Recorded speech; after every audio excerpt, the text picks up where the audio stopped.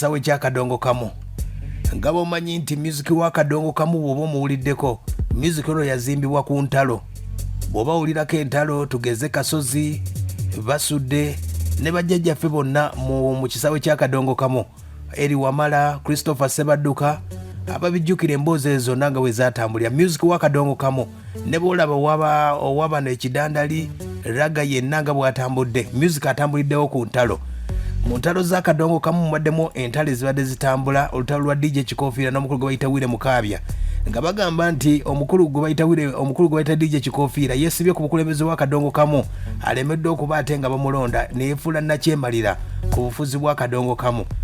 Entalo nyingi nnyo ezirimu mu system lwakuba ezimu tetuzoogera naye ezisobodde okuba ate nga zijja mu mawulire naffe twongerako ettaffaali ne tukuba ate nga tubategeeza. Kati olutalo luliwo lwa mukulu gwe bayita Mubiru Smart. Mubiru Smart ono producer muyimbi wa kadongo kamu era ennyimba azikubye atadde ettaffaali ddene nnyo ku kadongo kamu. Waliwo n'omukulu gwe bayita Muzungu David ono no ayina gye bayita emboozi ya kadongo kamu. Ono nno muwandiisi wa byafaayo ng'ayita ku mukulu egy'enjawulo ku Facebook, WhatsApp, ku TikTok yonna ateekayo content nga kwata kadongo kamu yekka. Naye ng'obuzibu buvaawa omukulu gwe bayita Mubiru Smart yavuddeyo ng'omukulu ono ayina omukutu gwe yayitako ku YouTube ng'ayogera ku mukulu gwe bayita Fred Sebatta ng'agamba nti Fred Sebatta yagwa eri ebyamusuula bingi nnyo n'abyogerako. Bwe yavaawo omukulu gwe bayita Mubiru Smart n'ategeeza nti omukulu ono yansobera agenda n'atunda ennyimba za kadongo kamu ate ng'abayimbi bo tebafunamu wadde n'akamu. Omukulu Muzungu David muyinako wano ng'agamba nti omukulu gwe bayita Mubiru Smart asobodde okuba ate nga mutambuliddeko ebbanga ddene nnyo n'emirimu okuba ate nga gyamulema mu radio kigambibwa nti omukulu gwe bayita Mubiru Smart yasobola okuba ate nga amulimirira emboozi nnene nnyo. Ndowooza kamala okulinnyamu wano kati nzije nkubulire Mubiru Smart muyina n'omukulu gwe bayita Muzungu David. Luno olutalo lubaddemu okuva mu mwezi ng'ogwo okuva 2016 olutalo lwatandika balwasiza lunaku lwaleero naye nga kyolina okumanya kadongo kamu ye yazimbibwa ku ntalo era entalo zirina ettaffaali zeyongera ku ndongo naye kaninyemu wano kati small time nzije nga tukyagenda mu maaso ku lutalo lwenkutegeezezaako oluli mu kisawe kya kadongo kamu. Omukulu ne bamuyita Muzungu David ali ku Facebook awandiika byafaayo bikwatagana ku bayimbi ab'enjawulo bw'oba ogezeeko mugoberera ayina content omulungi ku Facebook. Ndowooza abantu be kuli commenting nga bw'obanga gonoonya kadongo kamu waliwo omukulu gwe bayita yeekolera gwe bayita Abudu Kikomeko yeekolera gwe bayita yeekolera music analyst ne Muzungu David be bamu ku basajja basobodde okuba ate nga ekintu kino ekya kadongo kamu basobodde okuba ate nga nange bannyambye nnyo mu nsonga zaabwe okuba ate nga tutambuza endongo ya kadongo kamu nga bampa ku byafaayo n'okugattagatta emboozi ez'enjawulo. Kati nno emboozi olutalo lwabaliseewo luli wakati w'omukulu Muzungu n'omukulu gwe bayita producer gwe bayita Mubiru Smart. Mubiru Smart agamba nti ono Muzungu David avaayo n'agamba nti atunda ennyimba z'abayimbi tugeze abayimbi Basudde ennyimba azitunda ku bbeeyi ye gy'ayagaliddeko. Mubiru Smart agamba tasaaniddwa kutunda nnyimba kuba nnyimba za bwereere. Muzungu n'ategeeza naye ayina studio era abantu abajjako ssente ng'ayagala ssente. Emboozi etandikira bwete omukulu Muzungu David agamba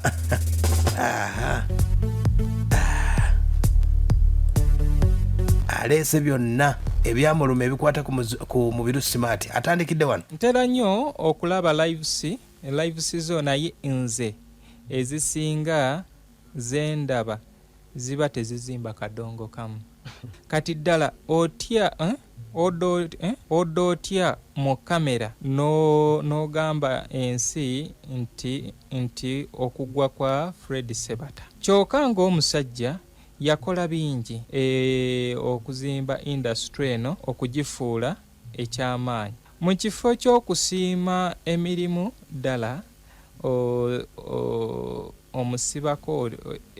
omusibako bigo eno era gwe amulangira okugwa wali omuyimiridde omukoledde ki then music w'omusajja gw'otunda buli lunaku kyokka omulanga nga bwe yagwa mu kifo ky'okumusiima. Munansonyiwa Oluganda alumanyi naye mbadde ngenda amenyekamenyeka nga ye mukulu oyo. Kati obubaka obwo omukulu gwe bayita Muzungu David yabumuweereza ng'agamba nti muzungu ono yagenda ku mutimbagano ogumu n'ategeeza nti Fred Sebata yagwa n'agwira ddala ate ne yeewuunya omuntu yagwa lwaki otunda ennyimba ze. Omukulu Muzungu David wuno ayogera agamba nti entalo zivudde dda, akyayogera olutalo lunene nnyo lutambulira ddala mu kadongo kamu. Music w'omusajja gw'otunda agamba okusiima Lord Fred Sebata. Kyekyo namugamba nsaboddeyo ku channel ya Mwatu TV olabe program number then you comment. Abamu we are faster mu kwatalinga ebigambo naye we don't think. Bagamba omwogezi omulungi you have to think before. Kati teyatwala mukisa kulaba program ey'essaawa enamba n'eddakiika ezigwamu najja ku kantu ak'eddakiika emeka yagenda maaso conversation nene agamba obusomi bwo tebuzimba kadongo kamu, fe abakadongo kamu tetwetaaga busomi era muba muyimba bameka abasoma. Kati nze ebiseera ebisinga y'ensonga lwaki tondaba mu ntalo. Manyi kadongo kamu yazimbibwa ku ntalo nti omuntu eyasookamu ye Eli Wamala 1955 aleese oluyimba na butono. Christopher Sebadduka wajja in 1955 oli n'ava mu kisaawe nga agamba ono okujja mu kintu ky'ataasoma n'akivaamu. Era Eli Wamala his entire life he hated kadongo kamu. Aya basi omukulu muyina Muzungu David ng'ayogera ku nsonga agamba nti omukulu gwe bayita Mubiru Smart wadde kadongo kamu amukoledde naye yamulemeddeko naye atandise okunoonya ku ttooke aliisiza ku Facebook content amukoze naye omusajja ulira bw'amugambira amugamba nti atunda ennyimba yali aguze ey'oluyimba yankangulako mmeka wankangulako mmeka olwotuuka ogamba ti ennyimba z'omusajja z'okola ki abo n'obalaba abasinga bajja batusaba nsabe emunaye nsaba ompeko kayimba kagondi n'ogamba owaayi musajja mukulu n'okola ki naye nga ffe mu kubeerawo kwaffe naye waliwo embeera ey'okutyoboola omuntu obutamuwa kitiibwa. Kati maybe nze saakulanga byakulya nti nasala abaanunda oba oliawo yinza okuba sifaanana bulungi, yinza okuba nga siri ekyo Mubiru Smart kye yandyagadde nkole ki. Ffe tuli self made twekola tebaatukola. We yatuuka Celeste Kasula amukutteko bagenze mu gundi agenze bamutute wa gonde wa Mathias Mulumba wa Lukaka teyeekola. Ffe tetulina yatukwata ku mukono okubeera kino kye tuli tuzze tuwaganya okubeera nga kye tuli. Aya basi ye mukulu Mubiru omukulu gwe bayita Muzungu David ng'agamba Mubiru Smart amulemeddeko era ategeezezza nti omukulu gwe bayita Mubiru Smart yasobola okuba ate nga yakola kyamaanyi nnyo okumugoba ku pulogulamu gye yali akola ku bukedde ng'akola ne Suuna ne Muzungu David yalimirira era ne bamugobayo olw'okuba yalina ebyafaayo bingi nnyo mu kadongo kamu. Wuno twatandika ne Suuna Ben ne tukola pulogulamu eyo ya kadongo kamu. Omukulu n'atandika okukuteeno nga balina kye bakola ki. Omanyi bo ebiseera ebisinga ebintu bibeera in monetary terms. Embeera yatuuka n'endaba ng'ekoze eki era neebaza omwami Ssaalongo George William Kyagulanyi Lule, neebaza omukulu namwandu wa Livingstone Kasozi ne Kase Music Recorders Katose kandi Wilson Kuita. Bona ebigambo byafaanagana wadde byali byanja mu bitundu byanjawulo ti muzungu omulimu gwenenye ojja kola ekirala oba oliawo timing tenatuuka. Nali njogerako ne mwami Katmos po programs director Dembe FM agamba yes ekyo nkimanyi naddala ekyo ekyabukedde tokinyumiza tyo omuntu wavaawo ku bukedde kizibu nnyo okuddamu n'afuna omulimu awantu awalala amangu kubanga babamanyi enkola yaabwe. Naye yaŋŋamba genda emirimu gyo gikolere ku Facebook ojja kujja no oyagala omulimu. Ye mukulu oyo Muzungu David atugamba olugendo lwe lwasobodde okuba ate nga n'ebizibu byalabidde mu ndongo ng'agamba nti omukulu gwe bayita Mubiru Smart wuno akyatubulya ku Mubiru Smart. Mubiru Smart naye muyina ayina ebigambo bitono biringa 2-3 embeera ng'ayagala kubeera mukulu buli wabeera. Mubiru Smart yali mu Vision Heroes ne bakola emirimu gyabwe ne bakola nga Fred Sebata kabwanango nga tayagala kigambo kye bayita Lord Fred Sebata. Batuuka mu Vision basowagana ogw'omukazi n'omukulu olwakyusa kwe of recent nga watandise okubalukawo ziddiibu kati si yalinga amanajinga Sebata nti kati waliwo busente State House, waliwo busente Sale, waliwo busente wano. Kati mu mbeera ya business watuuka okulaba nga Sebata ki nga Sebata muntu. Ffe tuli mu kisaawe muno basiiba bayombagana enkya n'eggulo bavumagana babeera ku mitimbagano baggulawo eno WhatsApp group baggulawo eri baziggala obudde bwonna. Naye we bituuka ku ssente nga bafuuka omuntu ogwo. Kati Muzungu David nga si ku ssente ze neekoledde ng'omuntu. Abali mu kadongo kamu bonna kababeere bayimbi kababeere baki ebibiina byabwe bye balimu. Ani ayinza ogamba nti Muzungu David we twamugabanyako yadde ekyo? Ye mukulu oyo ye atunda nnyimba nkadde nakuwa byafaayo ku Facebook ne ku mitimbagano egy'enjawulo. Naye omukulu gwe bayita Mubiru Smart agamba nti amufuukidde akayinja mu ngato. Era agamba nti obuzibu buva wano wulira kutunda nnyimba. Kubanga wagamba nti nze nnyimba ntunde ye music amukwatira bwerere era ani eyamutuma. Kati nze lwaki sibeerawo? Nze lwaki sibeera?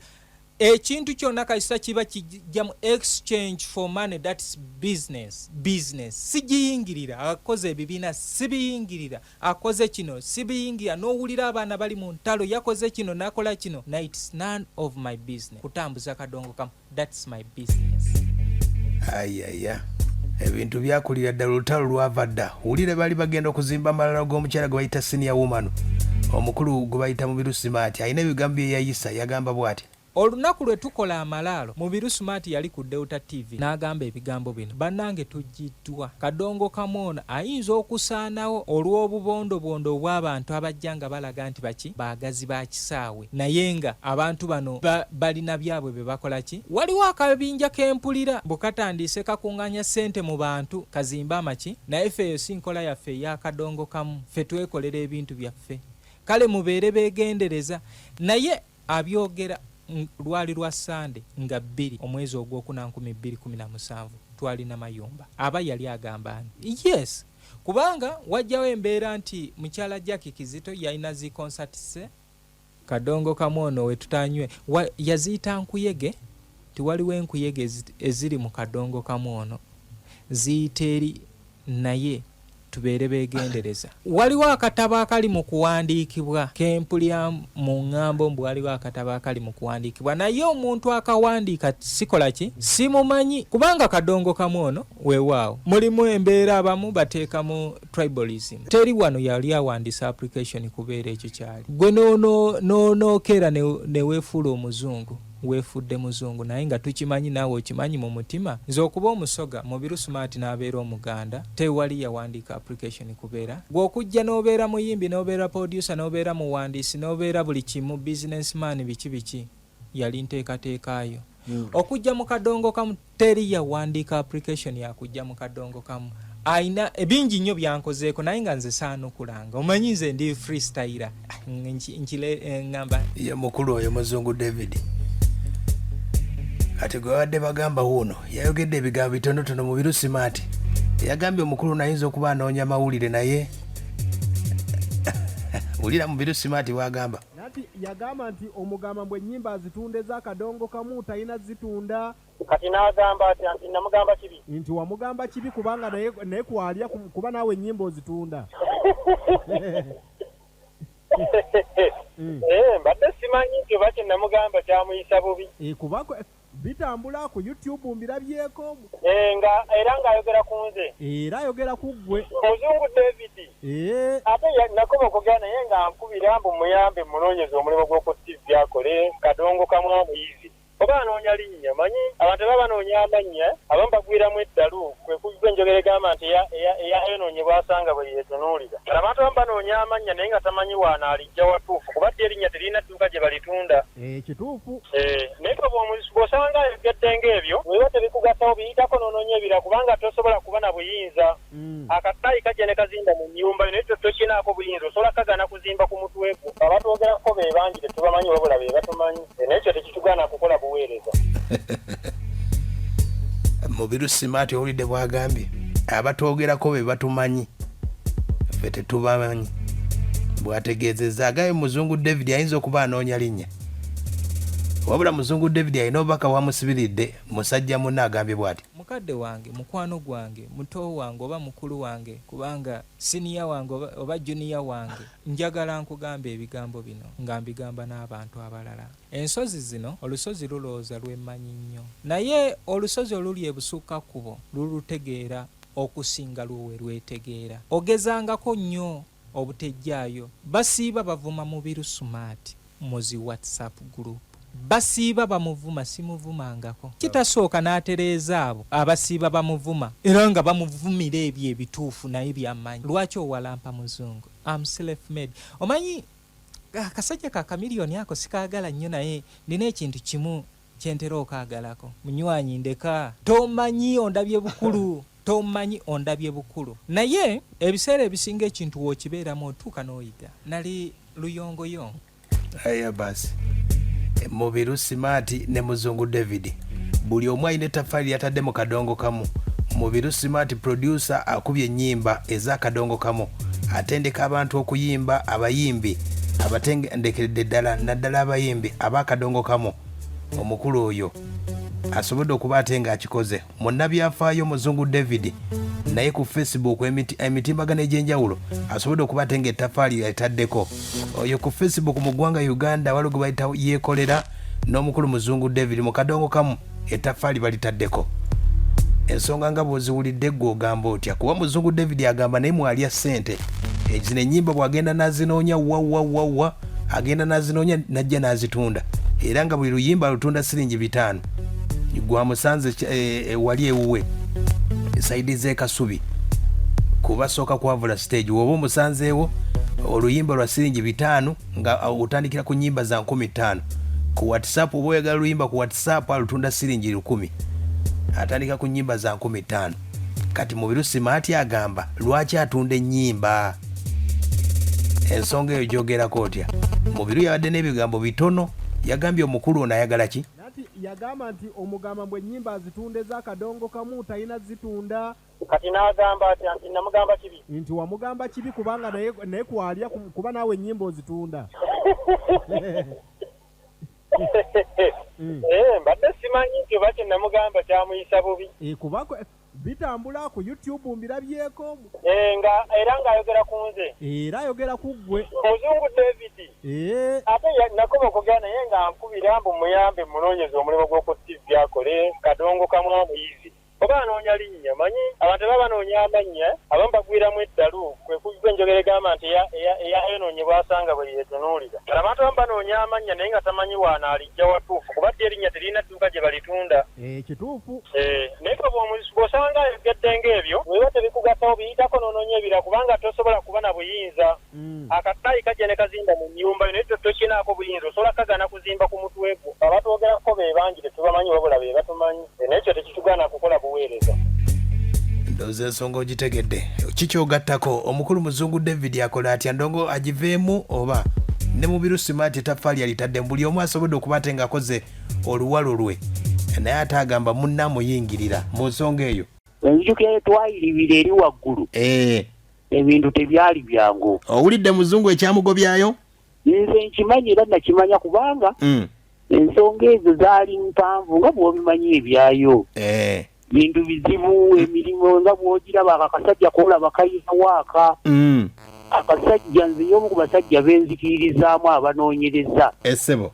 Era nga akadongo kamu kye bayita akadongo kamu Muzungu David kimugwanira oba afunamu mmeka azifunemu. Essebo ate Mubiru Smart. Mubiru Smart era kati erabye ebyo. Buli omu aliddemu. Buli omu aliddemu ate era njagala okimanye. Muzungu agenda okugira bw'ati okuva nga avaawo. Ndijukira Mubiru Smart okuba nti yali atandise okuyingira ewantu awo. Owulidde? Ekyo nkijjukira bulungi. Ekitegeeza tatulimbye? Tatulimbye ebintu byebyo. Mubiru Smart owulidde kyagambye mbw anoonya linnya? Muzungu David tanoonya linnya. Akasajja kayina erinnya k'amaanyi. Bw'oba tomanyi Muzungu mu kadongo kamu omanyani. Awo. N'ayeekolera kati wano mu leediyo nga tomanyi abanike wano. Kati oba oyagala ki? Essebo.